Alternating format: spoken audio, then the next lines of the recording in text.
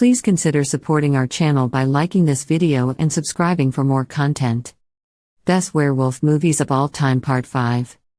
Number 27 Brotherhood of the Wolf, 2001. Brotherhood of the Wolf, 2001, is a French historical action horror film directed by Christophe Gans.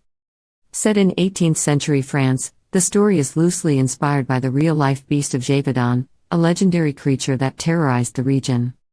The film begins with the arrival of Grégoire de Fronsac, played by Samuel Le Bihan, a naturalist and royal taxidermist, and his Native American blood brother Mani, played by Marc Dacascos, to the province of Gévaudan. They are sent by the king to investigate and eliminate a mysterious beast that has been slaughtering the local population. Grégoire and Mani quickly become embroiled in the complex web of political intrigue and social tension that surrounds the beast. They encounter a range of characters, including the enigmatic Marquis Thomas Dipcher, played by Jérémy Renier, the beautiful aristocrat Marianne de Morangias, played by Émilie Dequesne, and her influential brother Jean-François, played by Vincent Cassel. As Grégoire delves deeper into the investigation, he discovers that there is more to the beast than meets the eye. He uncovers a conspiracy involving secret societies, corruption, and dark practices that extend beyond the isolated province. With Mani's help and his own skills as a fighter, Grégoire engages in intense battles with the beast, ultimately realizing that it is not a natural creature but a man-made weapon. The film combines elements of horror, action, romance, and political intrigue. It explores themes of power, deception, and the clash between rationality and superstition. As Grégoire and Mani confront the beast and unravel the conspiracies surrounding it, they face personal sacrifices and must confront their own inner demons. In the climactic final confrontation, Grégoire and Mani fight against the forces responsible for the beast's creation. They expose the truth behind the creature's existence and bring justice to those who sought to exploit it. However, the film ends on a bittersweet note, as the events have taken their toll on the protagonists, leaving them scarred and forever changed. Brotherhood of the Wolf received critical acclaim for its stylish visuals, atmospheric storytelling, and blend of genres. It remains a cult favorite among fans of historical fantasy and action films. Number 28 Cursed, 2005. Cursed, 2005, is a supernatural horror comedy film directed by Wes Craven. The story follows siblings Ellie, played by Christina Ricci, and Jimmy, played by Jesse Eisenberg, as they deal with the aftermath of a werewolf attack in Los Angeles. Ellie and Jimmy are involved in a car accident one night when they encounter a mysterious creature on a secluded road. Both of them are bitten by the creature but manage to survive. As days go by, they start experiencing strange symptoms and discover that they have become cursed with lycanthropy, turning into werewolves during full moons. As they struggle to control their newfound abilities and deal with their transformations, Ellie and Jimmy seek out answers and a possible cure. They encounter a werewolf hunter named Jake, played by Josh Hartnett, who convinces them that they need to embrace their werewolf nature and learn to control it. Together, they embark on a mission to find the origin of the curse and break it. Throughout their journey, Ellie and Jimmy face various challenges, including confrontations with other werewolves and encounters with the mysterious and powerful werewolf queen, played by Maya. They also face personal dilemmas as the curse begins to affect their relationships and their own sense of identity. As they dig deeper into the origins of the curse, they uncover a conspiracy involving a Hollywood producer named Bo, played by Skeet Ulrich, and his involvement in the supernatural world. They realize that the curse has been intentionally spread, and breaking it requires confronting the person responsible. In a climactic showdown, Ellie, Jimmy, Jake, and the werewolf queen confront Bo and his accomplices. They fight to protect themselves and others from the spreading curse, ultimately managing to defeat Bo and break the curse.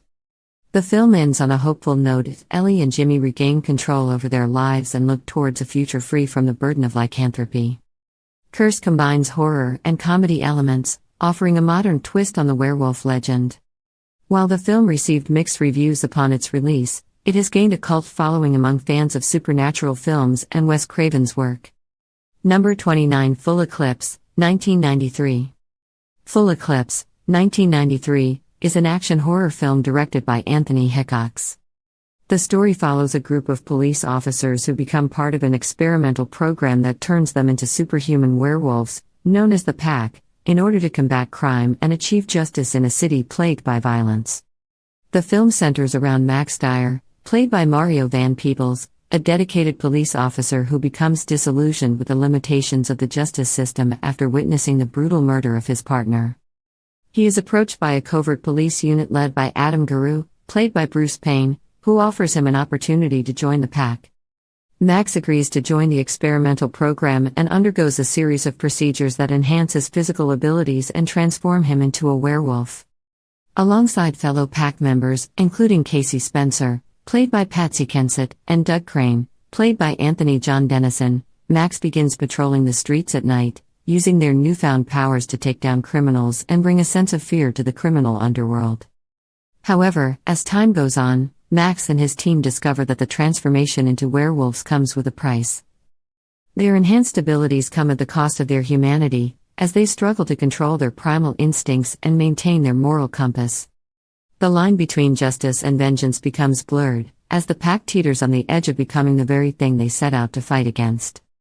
As the pack's activities draw attention, they become the target of internal investigations and external threats. Max and his team must not only battle criminals but also navigate the political landscape within the police force and protect their secret from being exposed. In the film's climax, Max and the pack confront their greatest challenge yet, a powerful drug lord named Anthony Chappell, played by Tony Dennison, who has discovered their secret and seeks to exploit their abilities for his own gain. A final showdown ensues, testing the limits of the pack's powers and their resolve to stay true to their ideals. Full Eclipse explores themes of justice, power, and the corruption of authority. It combines elements of action, horror, and crime genres, creating a unique blend of supernatural and police procedural storytelling. While the film received mixed reviews upon its release, it has gained a cult following among fans of werewolf movies and action-packed thrillers. Number 30 Skinwalkers, 2006. Skinwalkers, 2006, is a supernatural horror film directed by James Isaac. The story revolves around two factions of werewolves locked in a centuries-old conflict over a young boy who holds the key to their future.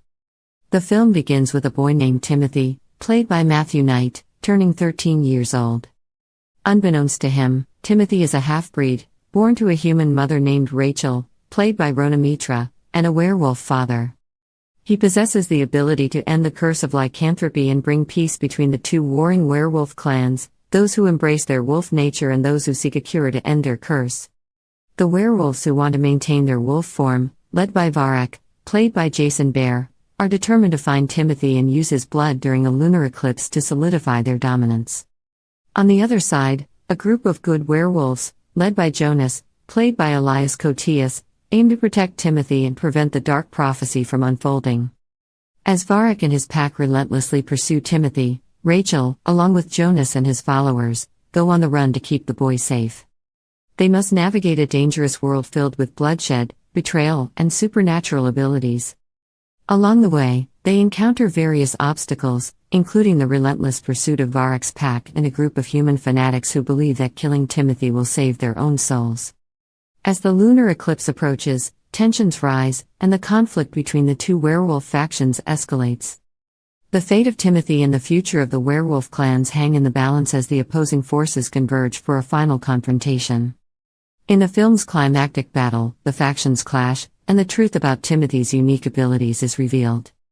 Rachel, Jonas, and their allies must fight to protect Timothy and prevent the dark prophecy from being fulfilled. The outcome of the conflict will determine the destiny of the werewolves and their existence. Skinwalkers explores themes of identity, destiny, and the struggle between good and evil. It combines elements of horror, action, and supernatural mythology to create a fast-paced and suspenseful narrative. While the film received mixed reviews, it appeals to fans of werewolf-centric stories and supernatural thrillers. Number 31 An American Werewolf in Paris, 1997. An American Werewolf in Paris, 1997, is a horror comedy film directed by Anthony Waller. It serves as a sequel to the 1981 film An American Werewolf in London, although the two films have different characters and storylines. The film follows the adventures of an American tourist in Paris who becomes involved with a group of werewolves. The story centers around Andy McDermott, played by Tom Everett Scott, an American college student who travels to Paris with his friends for a thrill-seeking adventure. While exploring the city, Andy and his friends stumble upon a secret underground society of werewolves who hunt and kill tourists. During a visit to the Eiffel Tower, Andy encounters a young woman named Serafini, played by Julie Delpy, who is a member of the werewolf pack. They share a brief moment, but their encounter is cut short when Serafini's werewolf brother attacks Andy and his friends. In the chaos, Andy is bitten by the werewolf and becomes infected with the curse. As the full moon approaches, Andy begins experiencing the painful transformations into a werewolf. He seeks out Serafini for help and discovers that the werewolf curse can be lifted if he kills the head werewolf, who is believed to be the leader of the pack. Andy and Serafini form a bond as they navigate the supernatural underworld of Paris, trying to find a way to break the curse.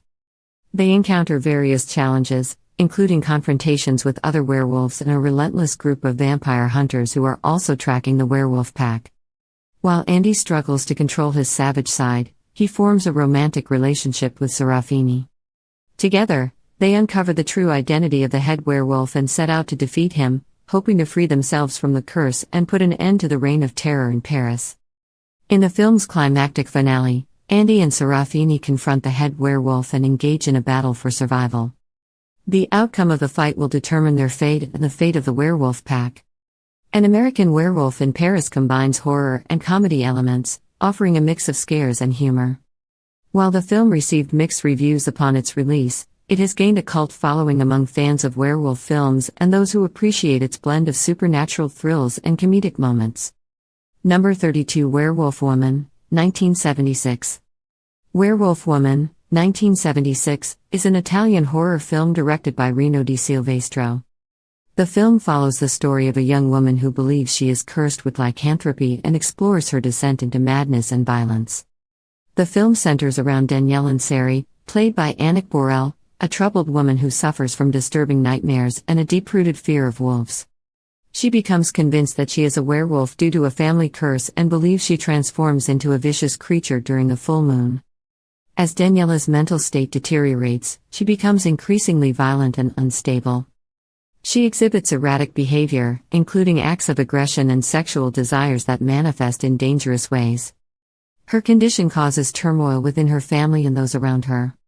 Throughout the film, Daniela undergoes therapy sessions with Dr. Robert Valli, played by Howard Ross, who attempts to help her overcome her delusions and fears. However, as Daniela's belief in her lycanthropy intensifies, her behavior becomes more unpredictable and dangerous. The narrative unfolds through a mix of present-day events and flashbacks that reveal traumatic experiences from Daniela's past.